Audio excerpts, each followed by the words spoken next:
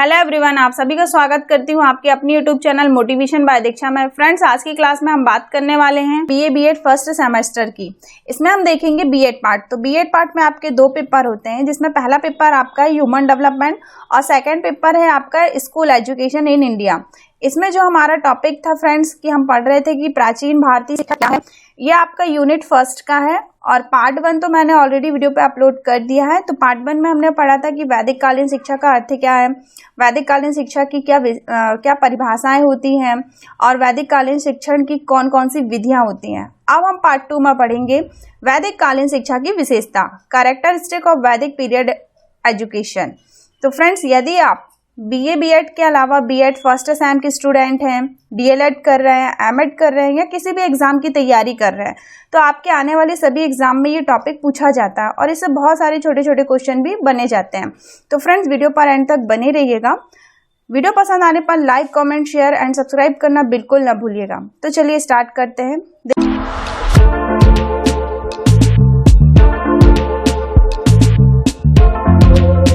देखते हैं हम वैदिक कालीन शिक्षा की विशेषता, कैरेक्टरिस्टिक ऑफ वैदिक पीरियड एजुकेशन। तो पहले हम विशेषता के पॉइंट देखेंगे। टोटल 20 विशेषताएं हैं, उसके बाद हम एक एक करके इनको समझेंगे। पहली विशेषता दी गई है अध्ययन की अवधि, पीरियड ऑफ स्टडी। तो वैदिक काल में जो अध्ययन की अवधि थी वो कितनी थी, इसके बारे में हम देखेंगे। सेकंड दिया है दिनचर्या, वैदिक काल में डेली रूटीन कैसा था गुरु और शिष्य का। थर्ड है शिक्षा शास्त्र में छुट्टियां, कब छुट्टियां दी जाती थी बच्चों को। फोर्थ है शिक्षा का स्वरूप, नेचर ऑफ एजुकेशन, शिक्षा का क्या स्वरूप था। फिफ्थ है दंड यानी कि पनिशमेंट, कब दिया जाता था बच्चों को। सिक्स्थ है पाठ्यक्रम का विषय, सब्जेक्ट ऑफ करिकुलम। सेवंथ है शिक्षा का उद्देश्य, इसके क्या एम्स थे एजुकेशन के, बच्चों को जब शिक्षा दी जा रही है तो उनका पर्पस क्या था, एम्स क्या था। 8 है गुरु सेवा अनिवार्य, सर्विस टू टीचर, गुरु और शिष्य का कैसा रिलेशन था, इनमें क्या कैसे सेवाएं दी जाती थी। नेक्स्ट है विद्यालय का आदर्श वातावरण, आइडियल एनवायरनमेंट ऑफ स्कूल, जो विद्यालय था उनका एनवायरनमेंट कैसा था, किसके अकॉर्डिंग बच्चे सीखते थे पढ़ना। नेक्स्ट है संतुलित विकास, बैलेंस डेवलपमेंट। 11th है गुरु शिष्य का घनिष्ठ संबंध, close relationship between teacher pupil, गुरु और शिष्य का वैदिक काल में क्या संबंध था, इसके बारे में हम पढ़ेंगे। 12th है निःशुल्क शिक्षा, फ्री एजुकेशन दी जाती थी वैदिक काल में। 13 है भिक्षावृत्ति। 14 है उपनयन संस्कार, उपनयन सिस्टम प्रणाली क्या थी, किसे कहते हैं। 15 है गुरुकुल पद्धति, गुरुकुल सिस्टम क्या होते हैं। 16 है वैदिक शिक्षा में प्रारंभ करने की आयु, age for the start in Vedic education, जो बच्चे वैदिक काल में यदि प्रवेश ले रहे हैं तो उनकी एक लिमिट आयु क्या थी। 70 है शिक्षा में व्यवहारिकता, व्यवहारिक इन एजुकेशन, बच्चों में कैसे व्यवहार में परिवर्तन किए जाते थे एजुकेशन के अकॉर्डिंग। फिर 80 है मौखिक शिक्षा, वर्बल टीचिंग। 90 है शिक्षा एजुकेशन के बारे में देखेंगे और 20 है आचरण के आधार पर प्रवेश, admission on the base of character. तो फ्रेंड्स, ये टोटल 20 विशेषता हैं। अब हम एक एक करके इनको थोड़ा सा डीप पढ़ते हैं। पहली विशेषता देखते हैं। तो पहली विशेषता है अध्ययन की अवधि, पीरियड ऑफ स्टडी। तो वैदिक काल में जो अध्ययन की अवधि थी वो 12 वर्ष की थी।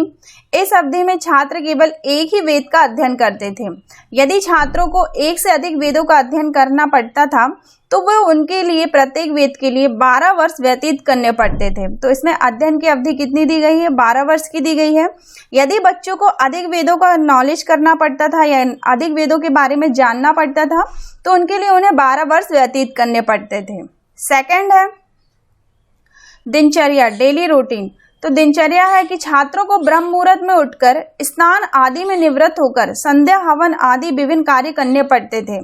उसके पश्चात वे अपने पुराने पाठों को दोहराते थे और नए पाठों की तैयारी करते थे। तो डेली दिनचर्या, वो डेली रूटीन में सुबह से उठकर स्नान करते थे, उसके बाद स्नान करने के बाद संध्या हवन आरती पूजा पाठ करते थे। उसके पश्चात गुरु ने जो भी उनको सिखाया है तो पुराने पाठों को बार बार रिपीट करते थे और आने वाले नए पाठ की तैयारी करते थे।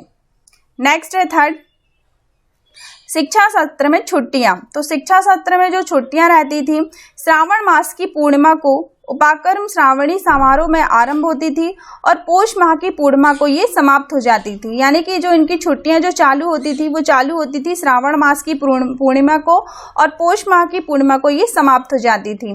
तो ये जनवरी के जो हिंदी नाम है फ्रेंड्स, ये नाम के अकॉर्डिंग इन्होंने बताया है। और इस तरह जो शिक्षा शास्त्र की जो अवधि थी वो थी 5 माह की। नेक्स्ट है फिफ्थ, शिक्षा का स्वरूप। इसमें शिक्षा का स्वरूप था कि बच्चों को ज्ञान के बारे में बताना, उनको धर्म के बारे में बताना, जिससे उनका धीरे धीरे IQ डेवलपमेंट हो सके। इसमें ध्यान के और ज्ञान के बारे में अर्जन करना ही शिक्षा का स्वरूप है। नेक्स्ट है दंड यानी कि पनिशमेंट। तो प्राचीन भारत में छात्रों को दंड देने की प्रथा थी। दंड के रूप में इन्हें समझाना, बुझाना, उपदेश देना, उपवास आदि ये काम कराए जाते थे। साथ ही छात्रों को शारीरिक दंड भी दिए जाते थे और वो ज़्यादा कठोर नहीं होते थे। नेक्स्ट है सिक्स्थ, पाठ्यक्रम का विषय, सब्जेक्ट ऑफ करिकुलम। तो पाठ्यक्रम, इसमें अनेक प्रकार के विषय होते थे। बच्चों को पढ़ाई के साथ साथ औषधि विज्ञान, ज्योतिषी विज्ञान, इतिहास, इन सारी चीज़ों को वो सिखाते थे। है शिक्षा का उद्देश्य, एम ऑफ एजुकेशन। तो इसमें वैदिक काल में शिक्षा का मुख्य उद्देश्य था कि ब्रह्म की प्राप्ति करना, इसका मेन पर्पस था। और भारतीय दर्शन में जीवन का जो मुख्य उद्देश्य होता है मोक्ष की प्राप्ति करना, ताकि मनुष्य ब्रह्म के साथ साथ सुख और शांति भी प्राप्त कर सके। अब जो ब्राह्मण शिक्षा है, इनके कुछ उद्देश्य देखते हैं। इसकी शिक्षा पद्धति के कुछ एम्स हैं। पहला है स्वास्थ्य तथा शारीरिक विकास करना। जब बच्चों को शिक्षा दी जाती थी तो उससे उनके शारीरिक विकास का भी डेवलपमेंट होता था, साथ ही उनके मानसिक विकास के बारे में भी बताया जाता था। सेकंड है बौद्धिक विकास, उसमें सोचने समझने की कितनी कैपेसिटी होती थी। नेक्स्ट है नैतिक विकास तथा चरित्र का विकास। बच्चों में नैतिक विकास डेवलपमेंट होते थे, मोरल डेवलपमेंट किया जाता था कि क्या सही है और क्या गलत है। यदि आप किसी के साथ अच्छा व्यवहार कर रहे हो तो सामने वाला भी आपके साथ अच्छा व्यवहार करेगा। तो इसमें पॉजिटिव प्लस नेगेटिव के बारे में बताया जाता था, जिससे उनका चरित्र का निर्माण होता था। फोर्थ है व्यवहारिक कुशलता, किस तरीके से हमें एक दूसरे के साथ व्यवहारिक रूप से रहना चाहिए। तो ये किसकी पद्धति हो गई, ब्राह्मण शिक्षा पद्धति के कुछ एम्स हो गए। अब हम देखेंगे इसमें नेक्स्ट जो विशेषताएं हैं, गुरु सेवा अनिवार्य। तो इसमें गुरु की सेवा अनिवार्य रूप से की जाती थी। वैदिक काल में गुरु को अत्यधिक महत्व दिया जाता था। प्रत्येक छात्र अपने अध्ययन काल में गुरु की सेवा तन मन धन से करता था और आश्रम का प्रत्येक कार्य शिष्य ही करते थे। जो गुरु की सेवा करते थे तो वो बिल्कुल तन मन धन से ही करते थे। नेक्स्ट विशेषता, अगली विशेषता है विद्यालय का आदर्श वातावरण, आइडियल एनवायरनमेंट ऑफ स्कूल। तो वैदिक काल में जो विद्यालय का वातावरण था वो बहुत ही अच्छा था। इसमें गुरुकुल में जो प्रायः दूर जंगलों अथवा पर्वतों के बीच में बसे होते थे, जहां पर शुद्ध जल और वायु प्राप्त होती रहती थी। इसके कारण उनका शरीर स्वस्थ रहता था, जिससे उच्च चरित्र का निर्माण होता था। तो पहले जो गुरुकुल होते थे, जो विद्यालय होते थे, वो दूर जंगलों पर होते थे, पर्वतों के बीच में बसे होते थे, जिसके कारण बच्चों को शुद्ध जल प्राप्त होता था, शुद्ध वायु प्राप्त होती थी और उसका शरीर भी उस समय उनका शरीर स्वस्थ रहता था और जिसके कारण उनके उच्च चरित्र का निर्माण होता है। नेक्स्ट है 10 संतुलित विकास, बैलेंस डेवलपमेंट। तो वर्तमान जो शिक्षा होती है उसमें व्यक्तियों के लिए केवल मानसिक एवं बौद्धिक विकास होता है। इसमें प्राचीन भारत में शिक्षा का उसका जो मुख्य उद्देश्य है कि शारीरिक, मानसिक एवं नैतिक विकास होना, जिससे बालकों में एक संतुलित विकास के रूप में ये होता था और ये समाज के एक सदस्य बन जाते थे। नेक्स्ट है 11 गुरु शिष्य का घनिष्ठ संबंध, close relationship between teacher pupil. तो वैदिक काल में गुरु और शिष्य का घनिष्ठ संबंध रहता था। इसमें छात्र और गुरु को, जो छात्र रहते थे वो अपने गुरु को पिता मानते थे और गुरु अपने छात्र को पुत्र मानते थे। तो दोनों के बीच में एक घनिष्ठ संबंध होता था। नेक्स्ट है 12 निःशुल्क शिक्षा, फ्री एजुकेशन। वैदिक काल में या प्राचीन काल में छात्रों को निःशुल्क शिक्षा दी जाती थी और जब निःशुल्क शिक्षा देने के बाद शिक्षा की समाप्ति हो जाती थी तो बाद में जो छात्र रहते थे वो गुरु को दक्षिणा भी देते थे। नेक्स्ट है भिक्षावृत्ति, छात्र अपना तथा गुरु का भरण पोषण भिक्षा के द्वारा करते थे। वे द्वार द्वार जाकर भिक्षा मांगते थे, जिससे उनमें विनय और सामाजिक की भावनाएं उत्पन्न होती थी। नेक्स्ट है उपनयन संस्कार। उपनयन संस्कार, तो छात्रों की जो शिक्षा का आरंभ हुआ है वो हुआ है उपनयन संस्कार से माना जाता है। उपनयन संस्कार का अर्थ है कि छात्र को गुरु के निकट लेकर जाना, अर्थात जीवन की एक अवस्था समाप्त होने पर तथा दूसरी अवस्था का प्रारंभ होने से है। तो इसमें उपनयन संस्कार का अर्थ किससे माना गया है कि छात्र को गुरु के निकट लेकर जाना, इसे ही उपनयन संस्कार कहा जाता है। इसमें जो छात्र शिक्षा प्राप्त करना चाहते थे उसके लिए उपनयन संस्कार बहुत ज्यादा आवश्यक होता था और उपनयन संस्कार के लिए 8 से 12 वर्ष तक की आयु उचित मानी जाती है। नेक्स्ट है गुरुकुल पद्धति, गुरुकुल सिस्टम। तो प्राचीन भारत में जो शिक्षाएं होती थी वो गुरुकुल में दी जाती थी। जैसा कि मैंने बताया कि गुरुकुल कहाँ होते थे, पर्वतों के बीच, जंगलों के बीच होते थे, जहाँ बच्चों को शुद्ध वातावरण प्राप्त होता था।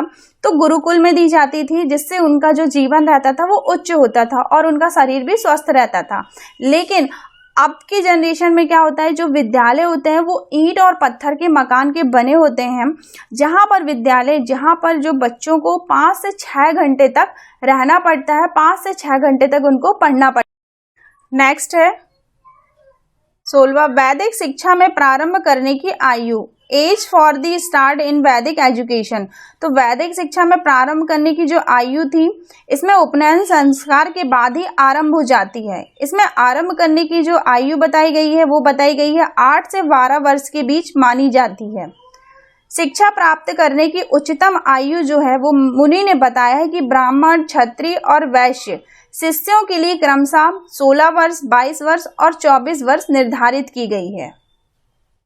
नेक्स्ट है 17वां शिक्षा में व्यवहारिकता, बिहेवियर इन एजुकेशन। शिक्षा में व्यवहारिकता को बहुत अधिक महत्व दिया गया है।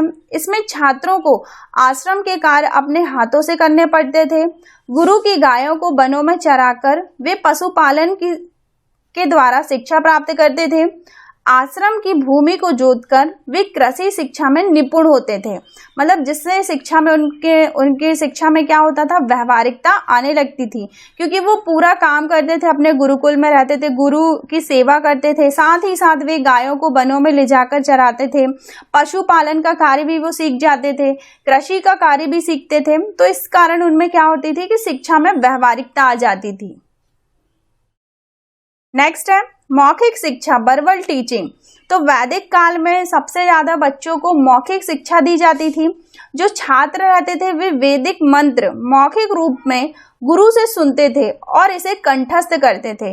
पहले वैदिक काल में क्या होता था कि लिखित शिक्षा नहीं दी जाती थी, बच्चों को हमेशा मौखिक शिक्षा दी जाती थी और बच्चे उनको बहुत ध्यान से सुनते थे और अपने माइंड में बार बार रिवीजन करते थे, जिससे उनको वो चीजें याद हो जाती थी। मौखिक शिक्षा केवल रटंत नहीं थी, यानी कि बच्चे उस समय रटते नहीं थे, केवल समझते थे और उनके समझने और मनन करना, मतलब जो भी चीज गुरु ने उनको बताया तो वो उस चीज को बहुत ध्यान से सुनते थे, चिंतन करते थे, मनन करते थे और उसके बाद उसे समझते थे। नेक्स्ट है शिक्षा, एजुकेशन। तो व्यक्ति के लिए वैदिक काल में सामूहिक शिक्षा की व्यक्तिगत शिक्षा को अधिक महत्व दिया गया है। इसमें एजुकेशन के बारे में बताया गया है कि वैदिक काल में सामूहिक शिक्षा की जगह व्यक्तिगत शिक्षा को अधिक इम्पोर्टेंस दिया गया है। देन नेक्स्ट लास्ट है 20 आचरण के आधार पर प्रवेश, admission on the base of character. यानी कि गुरु गृह में जो आचरण के आधार पर बच्चों को प्रवेश दिया जाता था, तो जो उच्च चरित्र वाले छात्र रहते थे वे प्रवेश ले सकते थे और निम्न आचरण वाले छात्रों को गुरुकुल में स्थान नहीं दिया जाता था। तो फ्रेंड्स, आज की वीडियो हमारी यहीं एंड होती है। हमने वैदिक कालीन जो शिक्षा की जो विशेषताएं हैं पूरी देख ली हैं, कम से कम 20 विशेषताएं देख ली हैं। तो उम्मीद करती हूँ फ्रेंड्स आपको ये छोटी सी वीडियो हमारी नॉलेजफुल लगी होगी। यदि आपको हमारी वीडियो नॉलेजबल लगी है तो प्लीज़ हमारे चैनल मोटिवेशन बाय दीक्षा पर लाइक करिए, कमेंट करिए और सब्सक्राइब करना बिल्कुल ना भूलिएगा friends. Thanks for watching, like and subscribe this video. Thank you friends.